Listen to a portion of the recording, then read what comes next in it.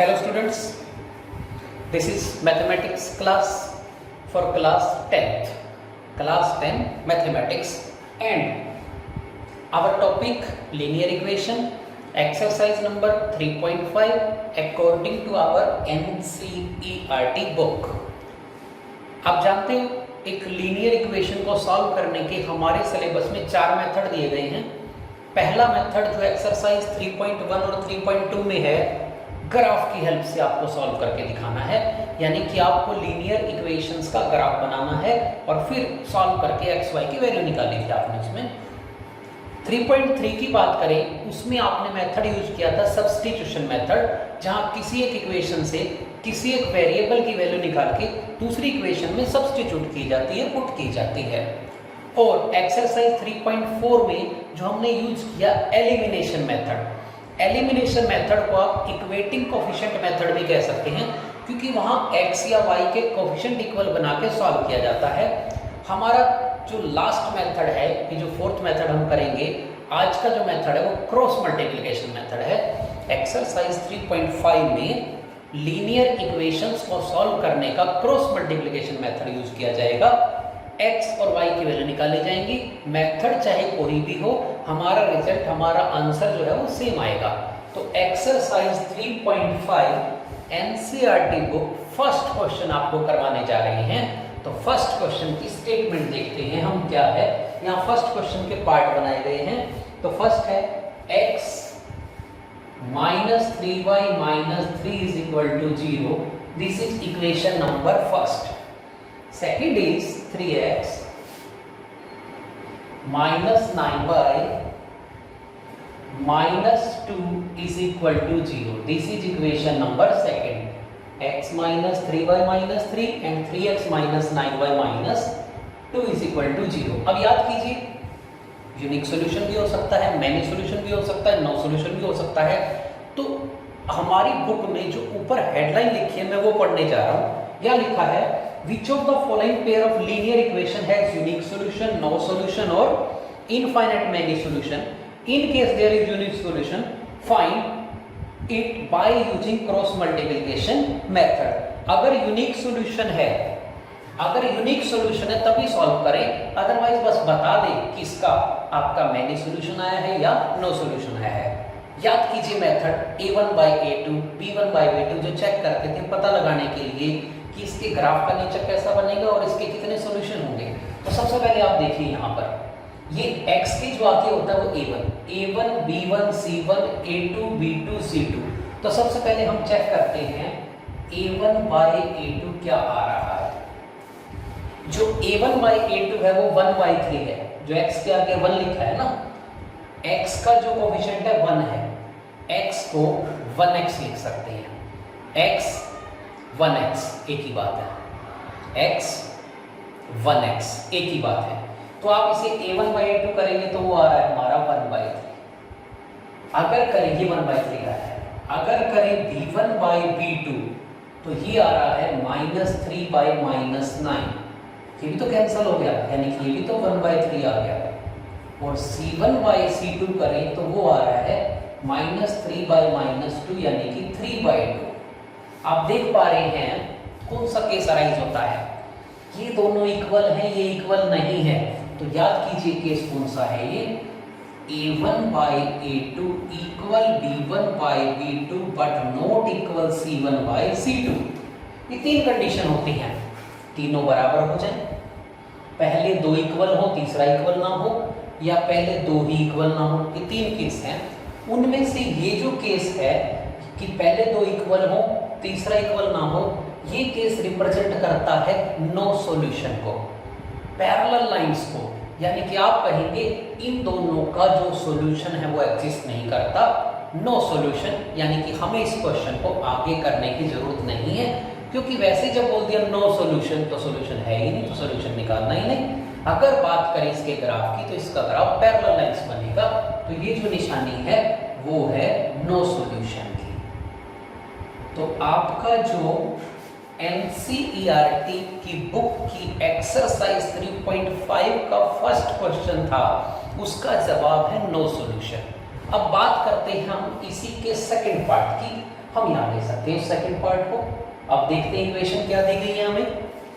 तो second part में है 2x plus y is equal to 5। This is equation number first. अगर बात करें सेकंड, 3x प्लस 2y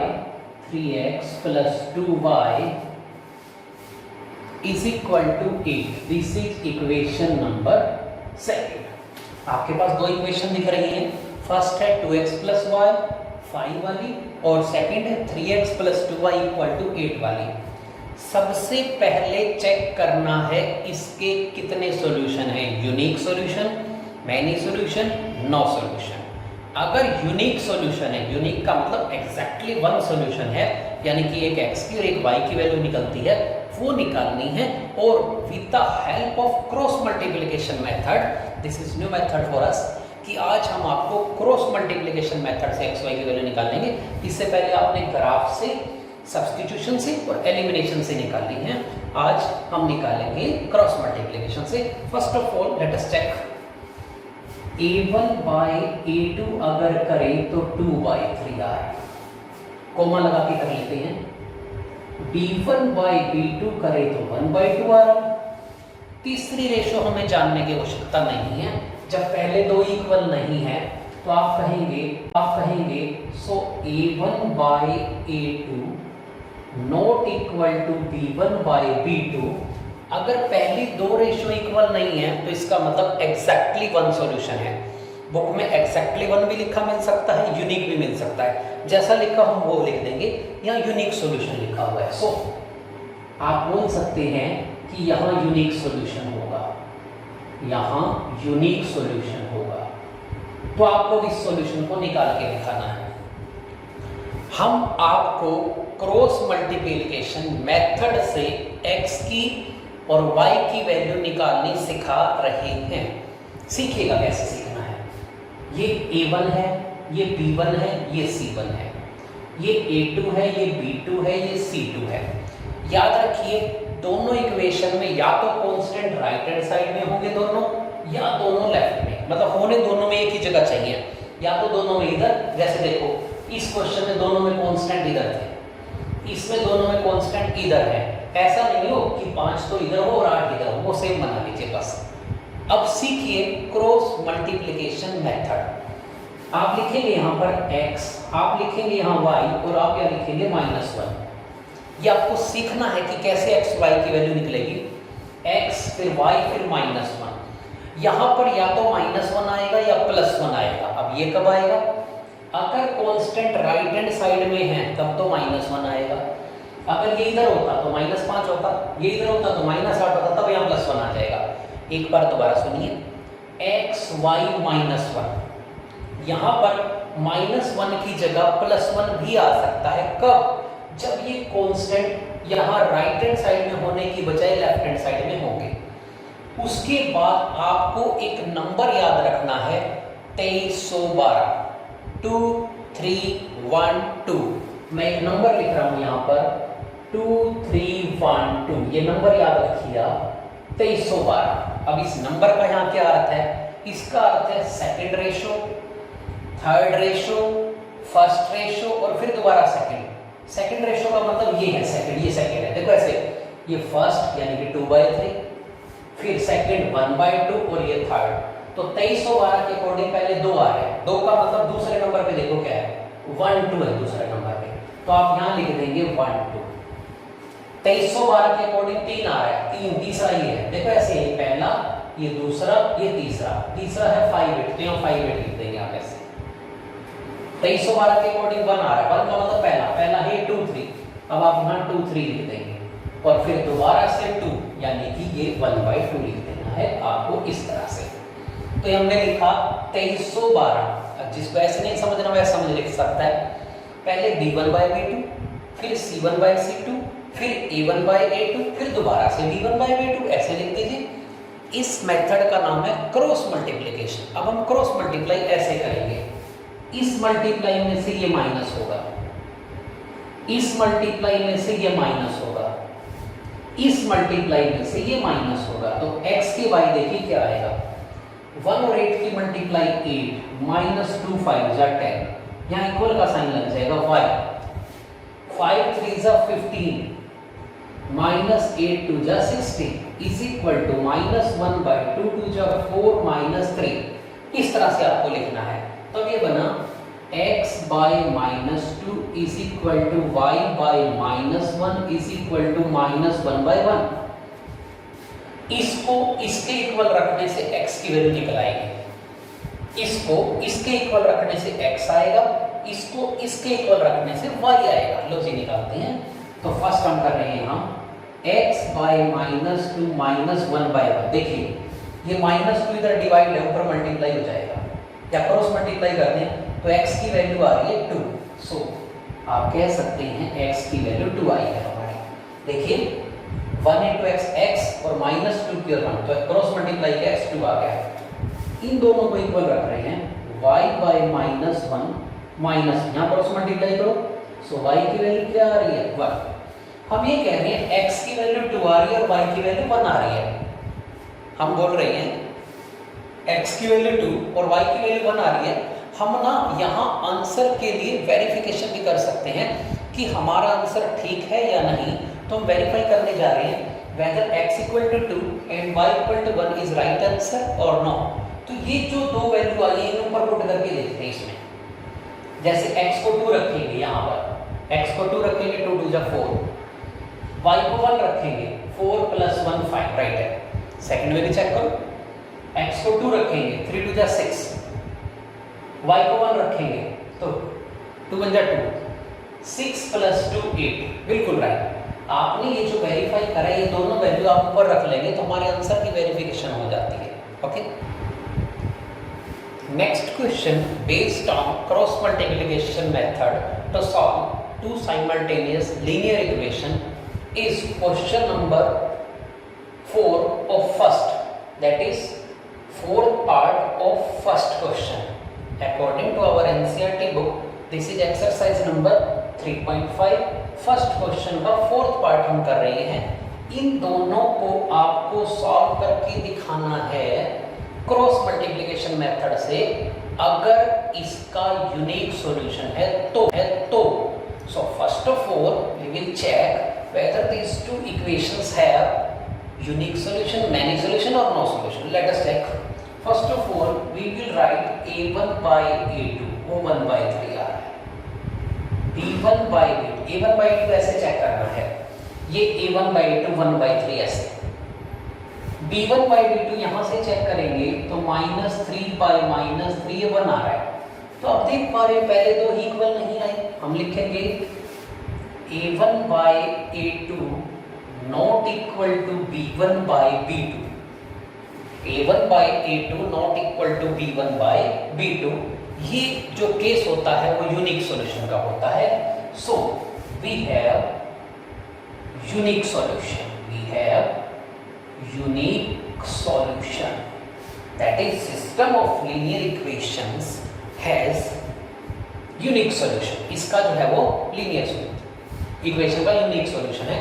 अब इस सॉल्यूशन को हमें निकालना है by the method of cross multiplication.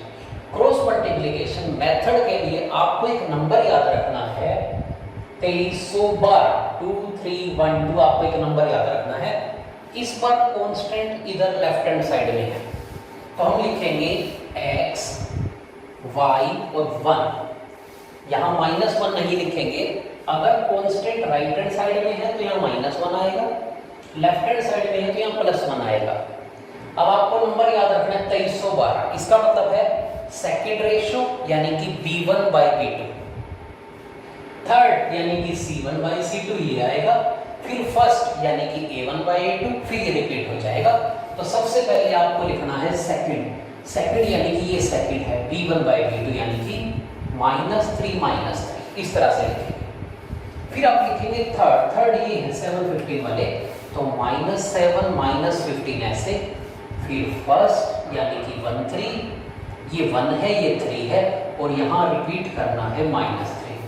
जो स्टूडेंट इस तरीके को नहीं करना चाहते वो ऐसे याद करेंगे b1 by b2, c1 by c2, फिर a1 by a2, फिर दोबारा से b1 by b2। इस मेथड का नाम है क्रॉस मल्टीप्लिकेशन। अब क्रॉस मल्टीप्लाई होगी ऐसे, इसमें से ये माइनस, इसमें से ये माइनस, इस मल्टीप्लाई में से ये माइनस। तो x के y क्या आ रहा है देखते हैं। इन दोनों की मल्टीप्लाई करते हैं हम, इन दोनों की मल्टीप्लाई करें तो प्लस आ रही है, प्लस के 45, और माइनस करेंगे इनकी मल्टीप्लाई तो यहाँ आ रहा है 45 माइनस। अगर इन दोनों की मल्टीप्लाई करें तो 21 आ रही है, माइनस माइनस प्लस हो जाएगा, लेकिन हमें माइनस भी तो करना है। इस मल्टीप्लाई में से ये माइनस, तो 45 माइनस 21 हमारा आ जाता है यहाँ पर। अब यहाँ देखिए क्या आएगा, y बाई माइनस का तो 21 आ रहा है, इस मल्टीप्लाई में से माइनस करेंगे तो ये माइनस 15 आ रहा है, तो अब की बात तो प्लस 15 बन जाएंगे। अरे इन दोनों की मल्टीप्लाई करो, इन दोनों की मल्टीप्लाई करो, माइनस कर दो। यहाँ पर इन दोनों की मल्टीप्लाई -3, इन दोनों की मल्टीप्लाई है -9, तो ये +9 हो जाएगा। अब देखते हैं यहाँ क्या आ रहा है, हम यहाँ करेंगे तो x बाय क्या आया है, 45 में से 21 हम माइनस कर देते हैं इस तरह से। 5 - 1 आ रहा है 4, और 4 - 2 आ रहा है 2, is equal to y by देखते हैं क्या आ रहा है हमारा, -21 + 50, माइनस का 21 है, प्लस का 15 है, तो माइनस का 6 आएगा। ये कैसे, एक माइनस हो एक प्लस हो तो माइनस कर देते हैं, और साइन जो बड़े क्या के होता है वो लग जाएगा। अब देखते हैं 1 के बाय क्या चल रहा है, -3 + 9 या 9 - 3 ये 6 आएगा हमारा। इस तरह से हमारी एक इक्वलिटी तैयार हुई है। इन दोनों को इक्वल रखेंगे, इन दोनों को इक्वल रखेंगे, हमें x और y की वैल्यू मिलेगी। तो first of all x by 24 1/6 रखा, क्रॉस मल्टीप्लाई कीजिए, सो 6x = 24, तो x की वैल्यू आ रही है 24/6, यानी कि x की वैल्यू 4 आ रही है। अगर हम इन दोनों को इक्वल रखते हैं y बाई -6 1/6, तो y की वैल्यू -6/6, यानी कि y की वैल्यू -1 आ रही है। हम ये बोल रहे हैं कि x तो 4 आया और y -1 आया, हम इस बात की वेरिफिकेशन करते हैं, हम देखते हैं कि हमारा आंसर सही है या गलत। तो उसके लिए हम ये वैल्यू दी गई इक्वेशन में सब्स्टिट्यूट करके देखते हैं। x की जगह 4 रखो x को 4, तो 4 आ गया, x को हम 4 पुट कर रहे हैं, 4 आ गया। y को -1, माइनस प्लस, 4 + 3 7 - 7 0, ओके, पहली इक्वेशन में हो गई। दूसरे में भी चेक करो, x को 4 y को -1, देखो x को 4 रखेंगे तो 12 हो गया, 12 बन गया। y को -1 रखेंगे तो प्लस का 3 हो गया। दोबारा लिखिए, अगर हमने x को 4 रखा तो ये 12, y को -1 रखा, माइनस माइनस प्लस, 12 + 3 15, 15 - 15 0, यानी कि हमारी दोनों वैल्यू सही है। This is verification of answer.